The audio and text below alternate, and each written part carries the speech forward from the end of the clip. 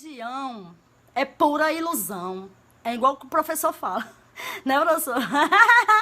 É pura ilusão, é pura superstição. Tá vendo?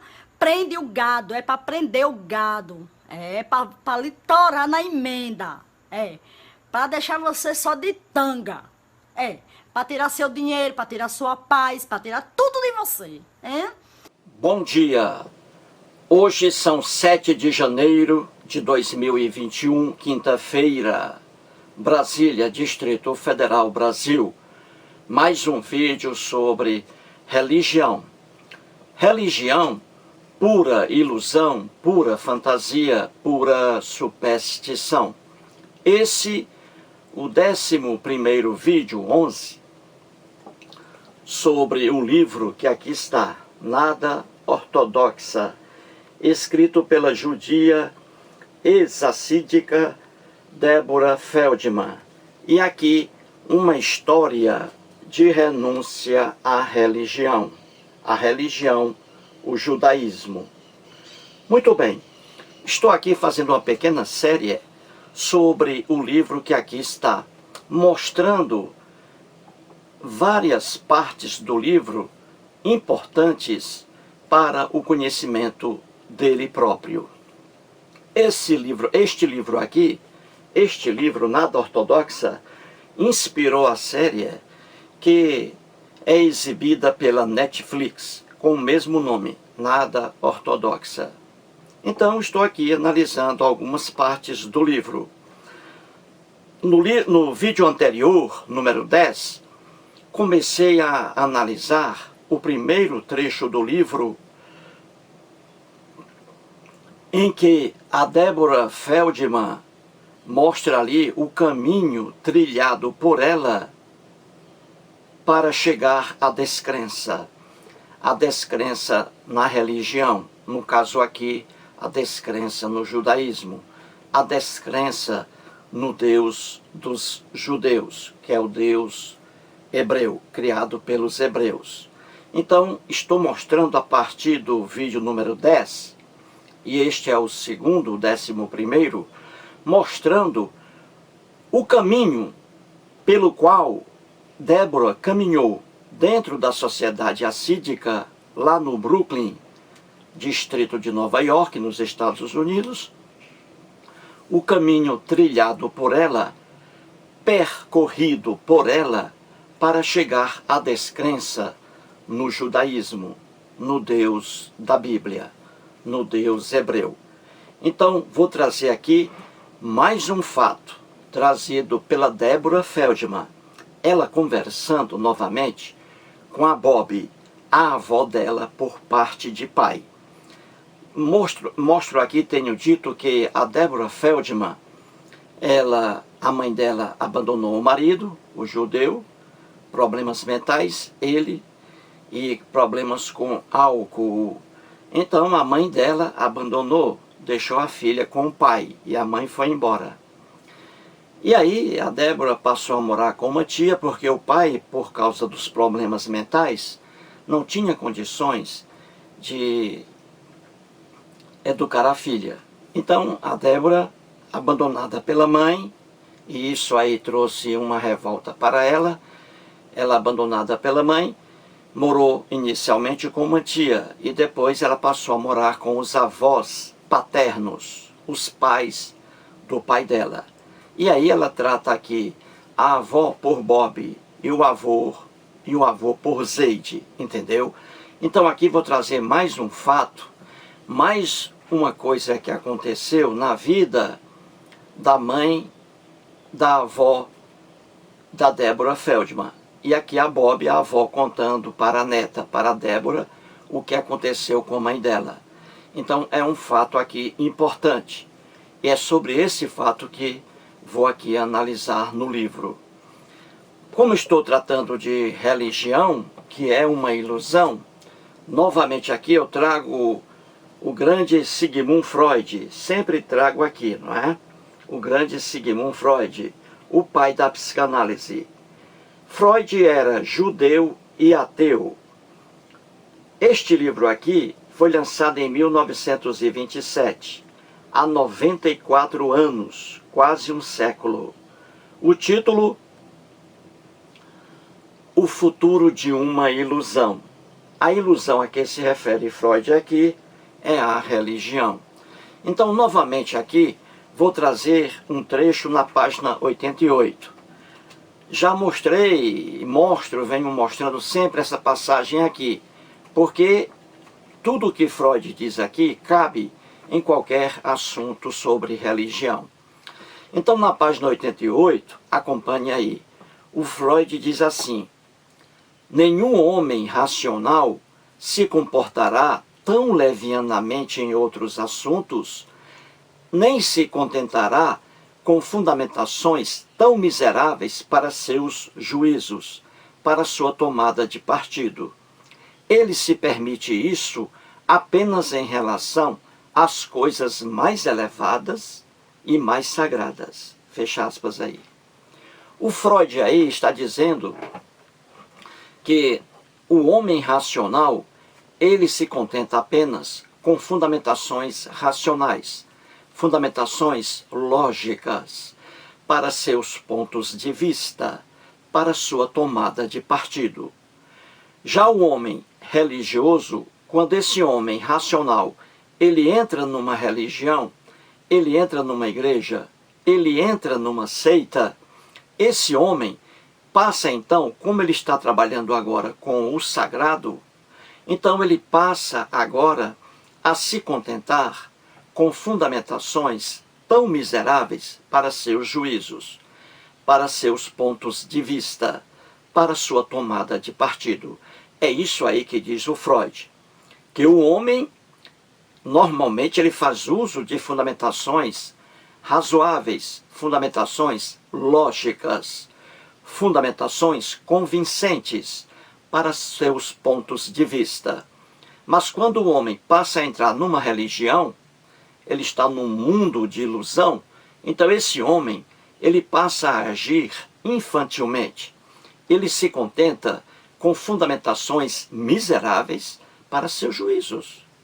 E é isso que a gente vê.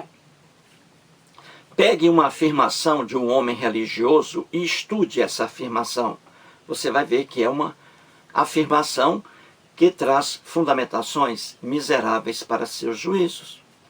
É simples entender isso. Você pega um professor de língua portuguesa, por exemplo, e ali na sala de aula, esse professor de língua portuguesa está ali explicando fonética, morfologia, sintaxe, semântica e estilística. Quando ele vai tratar esse professor na sala de aula, ele vai explicar aos alunos o que é um objeto direto ou um objeto indireto. Esse professor, ele vai buscar fundamentações lógicas, fundamentações convincentes para seus pontos de vista.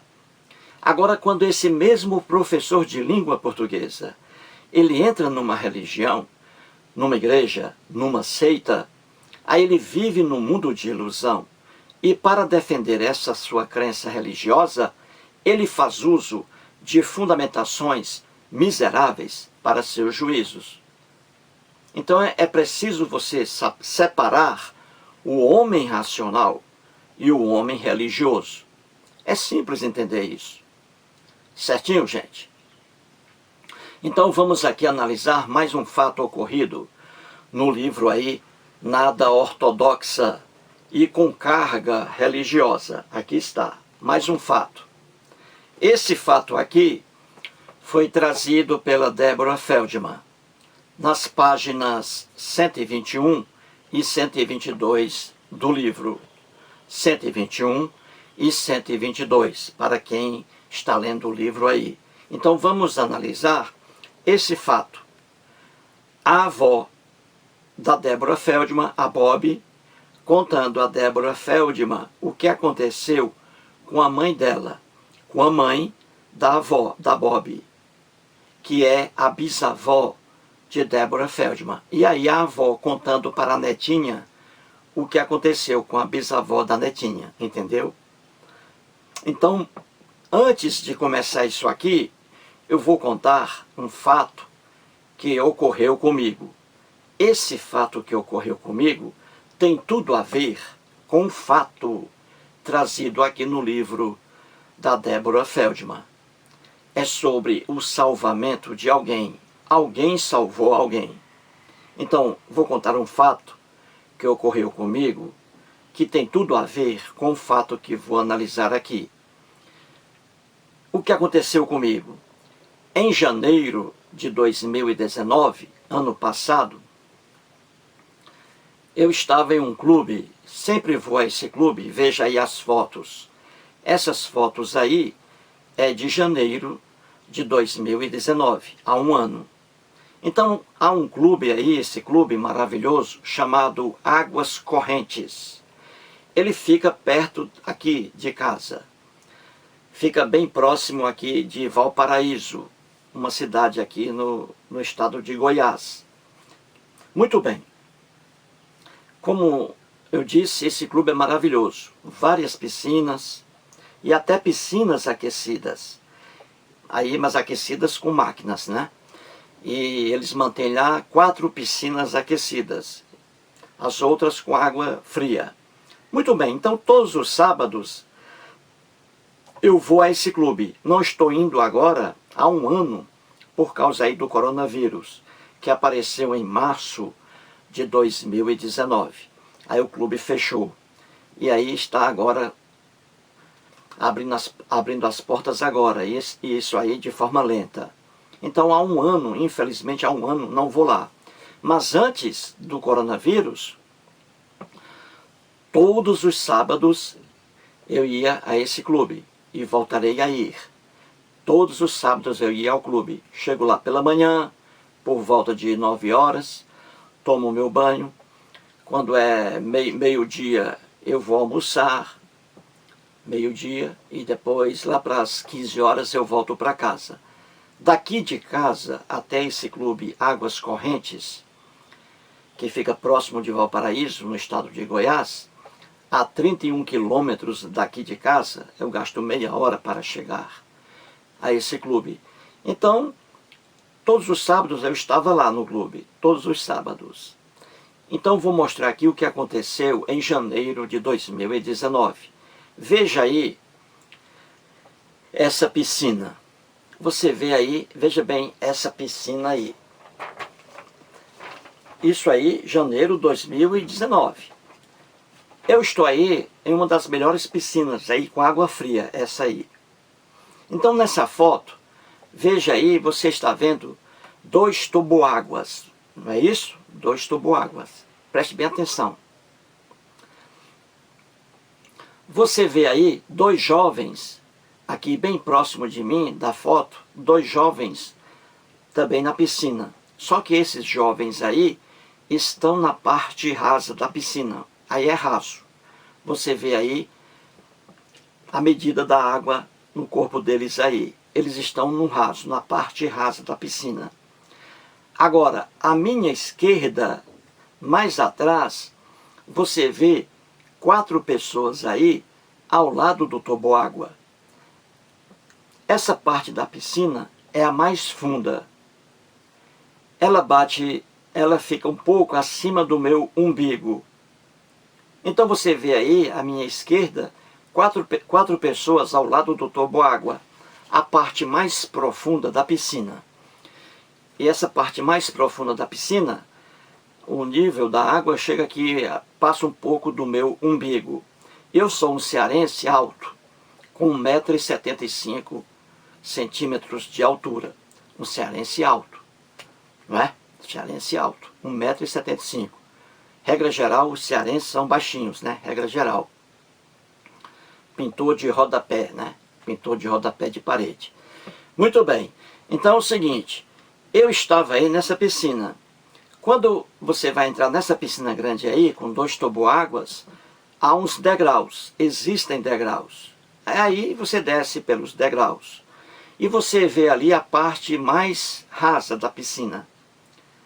A proporção que você vai entrando na piscina em direção aos toboáguas, aí você vai afundando mais. Certinho?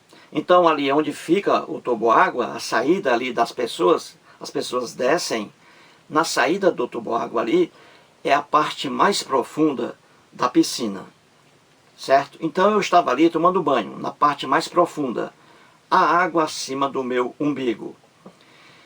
E eu vi ali, veja bem, só eu ali perto do toboágua, as demais pessoas na parte rasa. Então eu estava tomando banho em janeiro de 2019, normalmente. Aí quando eu olhei para a minha direita, eu vi uma criança com mais ou menos 6 anos de idade. Veja bem, 6 anos de idade. Um pouco perto de mim. E eu observei aquela criança. E a criança afundou e subiu, olhando para mim, e abriu os 2 bracinhos. Eu pensei que a criança estava brincando com a água. Repito, ela tinha uns 6 anos de idade. Tem 6 anos de idade, mais ou menos. Um meninozinho, uma criança. E ali eu observei. Aí eu pensei, quando a criança abriu os braços para mim, eu pensei que ela estava brincando. Eu até fiz assim um gesto positivo para ela, para a criança. Pensei que ela estava brincando. Aí a criança afundou novamente e voltou à tona, novamente com os braços abertos para mim. Só aí na segunda vez é que eu olhei e vi que não se tratava de uma brincadeira. A criança estava se afogando. Ela entrou na piscina inocentemente, porque quando você desce os degraus, você tem ali a parte rasa. Não bate nem no joelho de uma criança. Então a criança, sem noção alguma, ela foi entrando na piscina e não percebeu que a piscina afundava. E essa criança estava lá. Só na segunda vez é que eu percebi que ela estava em maus lençóis. E aí eu segurei a criança. Quando eu seguro a criança, ela diz assim para mim: estou afogando, estou afogando. Aí eu segurei a criança. Quando eu segurei essa criança, ela vomitou aqui no meu ombro. Ela vomitou. E aí eu deitei a criança para que ela vomitasse mais ainda, porque havia engolido muita água. E aí eu fui em direção aos degraus, segurando a criança nos meus braços. Quando eu me aproximei dos degraus, nos degraus, os pais da criança estavam lá sentados, nem olhavam para a criança. Os dois tomando ali cerveja. Quando a mãe me viu com o filho dela nos braços, a mãe ficou desesperada. Chorou copiosamente, desesperada, gritando: meu filho morreu. E eu disse: calma, minha senhora, calma, está tudo tranquilo aqui. Ele vomitou, está vomitando, jogando água fora. Tudo bem com a criança, calma aí. O marido começou a criticar a mulher, gritando com a mulher que ela era uma irresponsável, porque ela não estava olhando o menino. Ora, será que é só a mãe que é irresponsável? O marido, o esposo, o pai, não tem o dever de olhar o filho dentro de uma piscina? Você vê aí o mundo machista. O homem brigando apenas com a mulher, quando a culpa também era dele. Pois bem, aí essa mulher me abraçou, o pai da criança me abraçou, a mãe chorando desesperadamente, agradecendo a mim por ter salvado o filho dela. Porque eu salvei aquela criança. Aquela criança ia morrer. Se eu não tivesse segurado aquela criança, ela teria morrido afogada.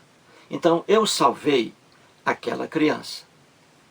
Eu, apenas um rapaz latino-americano sem dinheiro no banco, sem parentes importantes e vindo do interior de Sobral, terra do cantor Belchior. Então eu salvei aquela criança, não foi? Salvei aquela criança. Agora é engraçado. Aí depois eu saí, eu fui para outra piscina, aí depois voltei para aquela piscina. E o casal estava lá. E a criancinha estava bem. Já estava bem, a criancinha ali, perto deles, na água até o joelho apenas. E o casal novamente veio a mim para agradecer pela segunda vez o fato de eu ter salvado o filho deles. E eu disse, nada, isso acontece. Aconteceu comigo, poderia acontecer com alguém. Eu expliquei isso a eles, né? Aí depois, meio-dia, veja aí, eu voltei, fui almoçar no restaurante lá, muito bom. Estava ali comendo ali meu almoçozinho, meu porquinho assado a carvão e tal. E aí, novamente, o casal veio à mesa, engraçado, né? Novamente veio à mesa para agradecer a mim por ter salvado o filhinho deles. E eu estava com minha esposa e eles conversaram com a minha esposa dizendo que eles deviam a vida do filho deles a mim, que eles deviam essa vida a mim, que eu havia salvado o filho dele.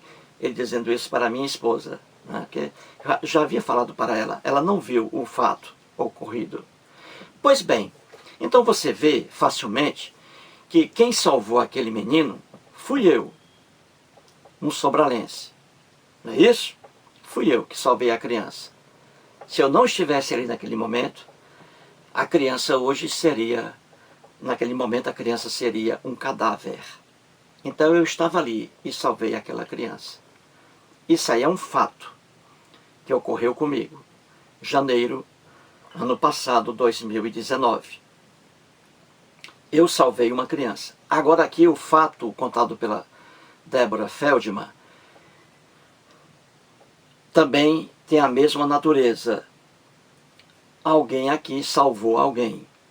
Mas aí vem a carga religiosa, que é aquela coisa.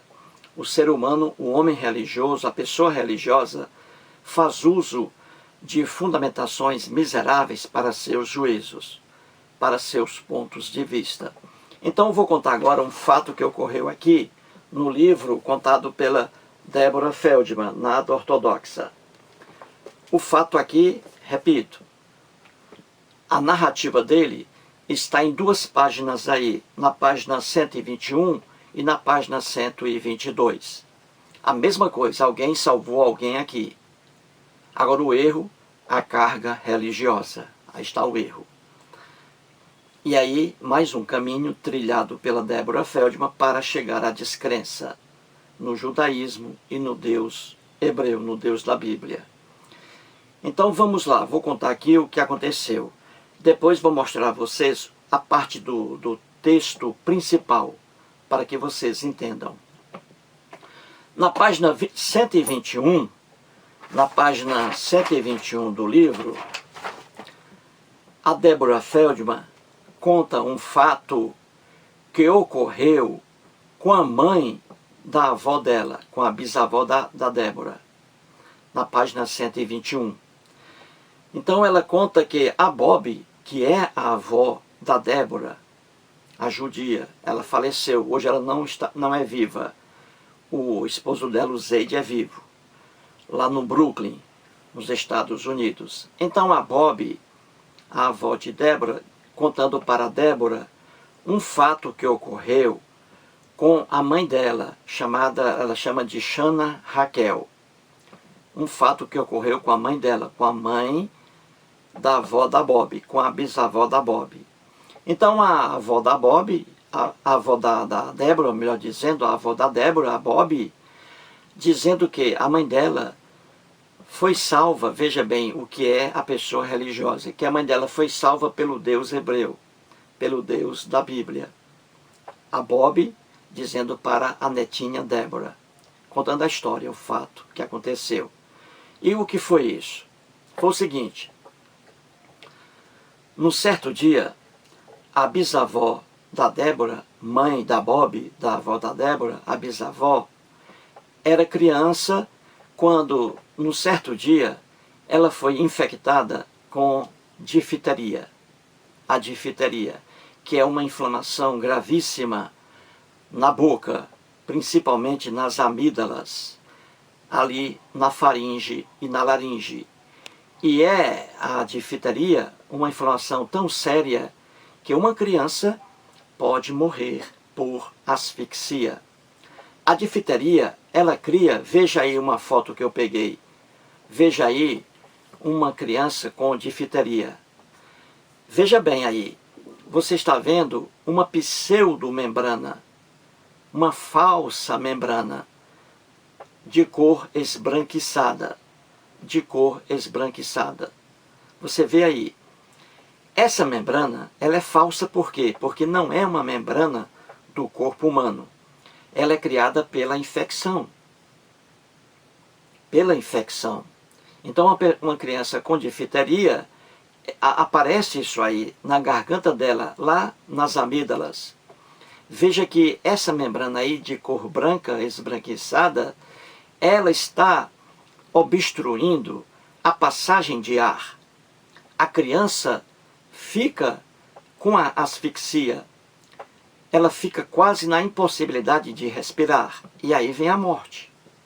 Então, uma pessoa com difteria, uma criança com difteria, é preciso aí muita atenção para essa criança, porque ela pode falecer por asfixia. Então, a mãe da Bob, a bisavó da Débora, criancinha, estava com difteria. E num certo dia, ela desesperada, gritou para a mãe dela, para a trisavó da Débora. Ela gritou para a mãe dela, pedindo socorro, dizendo que não conseguia respirar. E a mãe dela, coitada, no desespero, pediu que a filha abrisse a boca. A filha abriu a boca. E aí, a mãe dela, a trisavó da Débora, colocou a mão na garganta da filha, veja bem, e puxou aquela falsa membrana cheia de pus. Ela arrancou com a mão, aquela membrana falsa que obstaculizava a respiração da menina. Era um obstáculo à respiração da menina. Então, a mãe dela, trisavó da Débora, meteu a mão na garganta da filhinha e puxou aquela membrana cheia de pus, arrancou. E aí a filha voltou a respirar. Se aquela mãe, naquele momento, não faz isso, não arranca aquela falsa membrana, se a mãe não faz isso, a bisavó da Débora, a mãe da avó da Débora, teria falecido naquele dia, naquele momento, por asfixia. Então, veja bem, se a mãe, a trisavó da Débora, não tivesse arrancado aquela falsa membrana cheia de pus, a criança teria morrido. Então, veja bem, eu salvei aquele menino na piscina. Eu salvei aquela criança na piscina.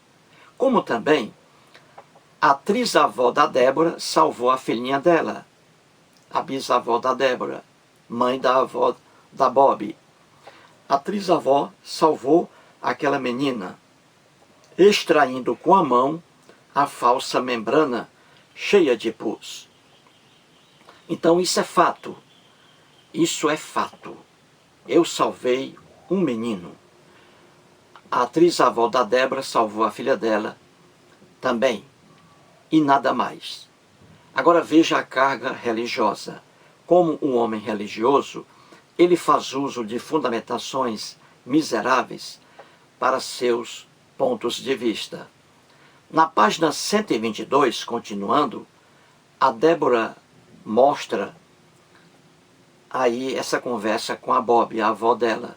E a avó dela, a Bob, dizendo para a Débora que a mãe dela, a mãe da Bob, a bisavó da Débora, que ela foi salva pelo Deus hebreu, e não porque a mãe dela retirou a membrana cheia de pus. Veja que ignorância. A Bob, veja aí como o Freud tem razão, que a pessoa religiosa faz uso de fundamentações miseráveis para seus juízos. A Bob, a avó da Débora, dizendo que a mãe dela foi salva pela mãe, não porque a mãe retirou a membrana cheia de pus da garganta, mas foi salva pelo Deus hebreu. Ora, veja o absurdo. É um absurdo você dizer que a bisavó da Débora foi salva pela mãe por Deus hebreu. Foi salva pela mãe pelo Deus hebreu. E não porque a mãe retirou a falsa membrana cheia de pus da garganta da filha.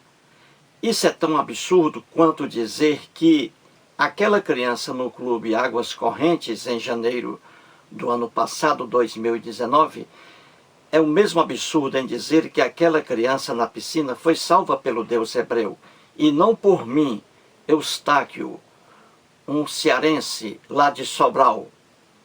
É tão absurdo isso aí. É como o Freud diz, que o homem religioso, ele faz uso de fundamentações miseráveis para seus juízos, para seus pontos de vista. E aí está o exemplo.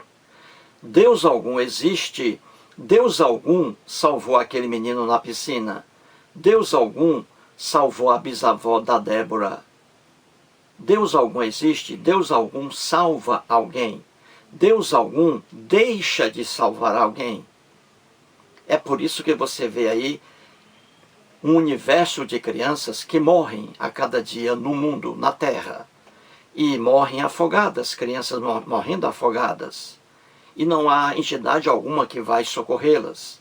Crianças engatinhando em direção a piscinas, e aí caem nas piscinas, essas crianças, e morrem afogadas. Deus algum aparece ali para salvá-las. Como também crianças morrem aí por asfixia, em razão da difteria, que torna praticamente inviável a respiração. Então é fácil você entender que Deus algum existe, Deus algum salva alguém. Quem salva alguém é o próprio homem. E foi o meu caso na piscina, salvando aquela criança. Eu salvei a criança. Se eu não tivesse segurado aquela criança, aquele menino de 6 anos, ele teria morrido afogado.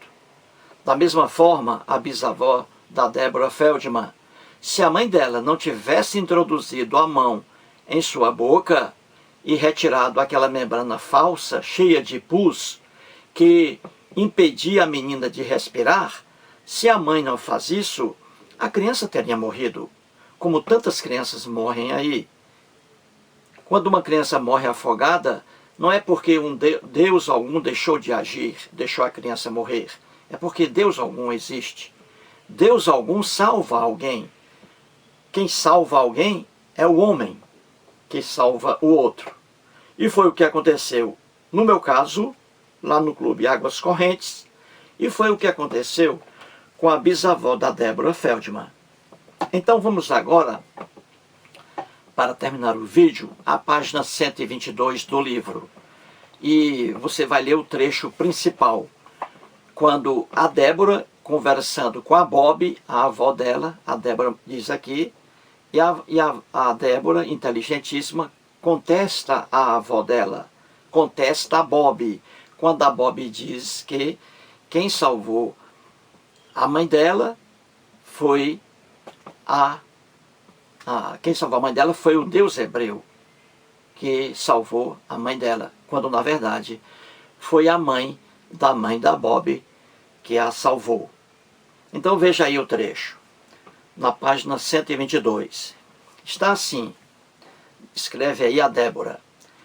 A história, que história? Esse fato aí, que eu acabei de explicar a vocês, em que a mãe da avó da Débora, a mãe da Bob, foi salva pela mãe, ao retirar a membrana cheia de pus. Então a história foi essa aí, o fato. Então diz a Débora, a história me comove de um jeito que não sei expressar bem. Imagino essa mãe de 7 crianças, porque a atriz-avó dela, a atriz-avó, já havia perdido aí 7 crianças. Então ela diz, imagino essa mãe, ou seja, a minha atriz-avó, imagino essa mãe de 7 crianças como uma tisadeicas, uma santa, desesperada a ponto de fazer qualquer coisa para salvar os filhos.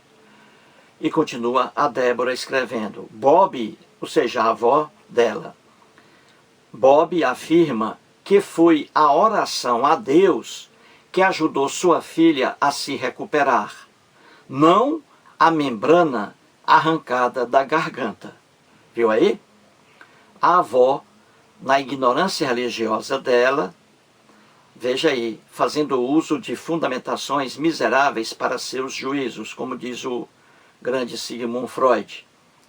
E qual é a fundamentação miserável? É dizer que foi Deus que salvou a bisavó da Bob. A bisavó, desculpe-me, da Débora, a mãe da Bob. A Bob dizendo que foi Deus que salvou sua mãe. Não. Deus algum existe, Deus algum salva alguém. Quem salvou a mãe da Bob foi a mãe dela, a trisavó da Débora, que meteu a mão na boca da filha e arrancou a membrana podre, cheia de pus, que impedia a filha de respirar. E a filha passou a respirar com a retirada da membrana.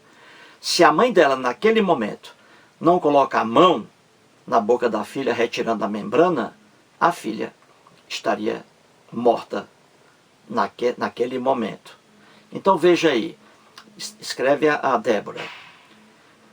Bob afirma que foi a oração a Deus que ajudou sua filha a se recuperar, não a membrana arrancada da garganta. Aí a Débora na hora conserta. Mas discordo completamente, viu aí? A Débora discordando sobre essa afirmação infantil, sem fundamentação lógica, essa afirmação da Bob. A Débora diz, discordo completamente. Aí continua. A Débora, vejo uma mulher que tomou o controle de sua vida, que decidiu agir. A ideia de que fosse destemida e não passiva me emociona. Viu aí? A Débora está dizendo aí, disse para a avó dela, que não foi oração alguma, a Deus algum, que salvou aquela menina, a mãe da Bob. Quem salvou, na verdade, foi a atitude da própria mãe. E a Débora está dizendo aqui que ela admira aquela mulher que foi destemida, que teve a coragem, sem último recurso, teve a coragem de meter a mão na boca da menina e retirar a membrana podre que atrapalhava a respiração. Então a Débora está dizendo aqui que Deus algum salvou aquela menina, oração alguma. Quem salvou de fato foi a própria mãe dela, que foi corajosa, que tomou o controle da situação, que decidiu agir. A Débora aqui elogiando a trisavó dela, uma mulher que, em vez de orar, pedindo ajuda a algum Deus, fez o contrário. Agiu na hora em que devia agir. Decidiu agir. Meteu a mão na boca da filha, retirando a membrana podre que atrapalhava a respiração. Foi isso aí, foi essa ação da mãe que salvou a filha, e não oração a Deus algum. É fácil entender isso. E continua a Débora aí, dizendo, também quero ser uma mulher assim, que opera os próprios milagres, em vez de esperar que Deus os realize. Olha que coisa linda aí. Vou repetir. A Débora diz assim, também quero ser uma mulher assim, que opera os próprios milagres, em vez de esperar que Deus os realize. A Débora aqui está dizendo que quer ser uma mulher como foi sua trisavó, que vendo a filha desesperada, com falta de ar, quase morrendo, essa mãe foi corajosa, meteu a mão na boca da filha, retirando a membrana podre que atrapalhava sua respiração. Então a Débora está dizendo que quer ser uma mulher ativa, tal qual foi a sua trisavó, nesse caso aí da difteria da filha. Então a Débora diz aí que é uma mulher assim, são pessoas que agem, são pessoas que operam realmente milagres, as pessoas que agem, em vez de esperar que alguma entidade venha realizar essas ações, porque Deus algum existe, entidade alguma socorre a alguém. É isso aí, gente, mais um caminho trilhado pela Deborah Feldman para chegar à descrença no judaísmo, a descrença na religião, a descrença no Deus da Bíblia, criado pelos judeus. Então aí é um fato muito bonito, não é? Eu mostrei aqui, trouxe um fato que ocorreu comigo. Eu salvei uma criança com 6 anos de idade. Eu salvei a vida dessa criança, como também a trisavó da Débora salvou a vida da filha, retirando a membrana podre em razão de uma difteria. É simples entender isso. Deus algum existe, Deus algum salva a alguém. Aquele menino teve sorte, entre aspas, porque eu estava perto dele na piscina. A mãe aqui da Bob, que é bisavó da Débora, a mãe da Bob, teve sorte, entre aspas, porque a mãe dela estava pertinho dela. Se a mãe dela não estivesse perto, ela teria morrido ali por asfixia, como tantas crianças morrem aí.